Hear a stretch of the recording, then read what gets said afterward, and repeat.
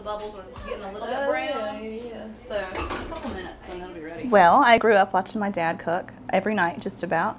And then when I was a sophomore in high school, I took a foods and nutrition class. And basically we were graded on cooking. So we would cook recipes. We learned all the appropriate techniques, like you're supposed to, you know, don't lean on the counter and wash your hands. And it was just a lot of fun. And so after I took that class, I started cooking more at home with my dad, watching my dad, asking questions.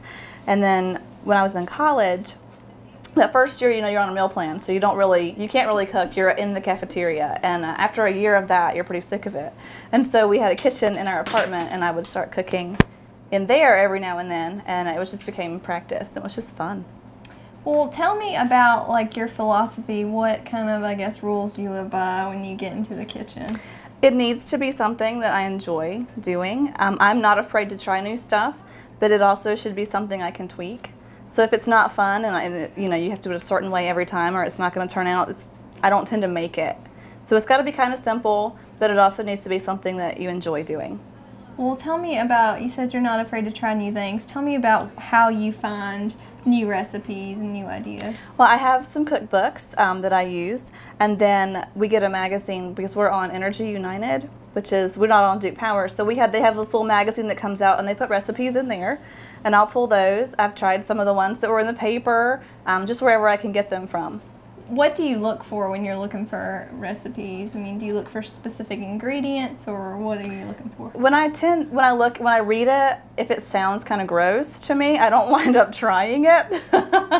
But if it's got really exotic type stuff that's not easy to find, I don't tend to make it as often, just because it's not easy to find that stuff. So I try to pick stuff that, you know, readily available ingredients, things that I think that the kids would eat.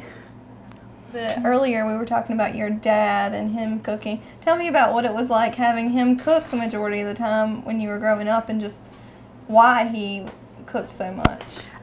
I guess for me, I always saw him in cooking, so there was nothing weird about it.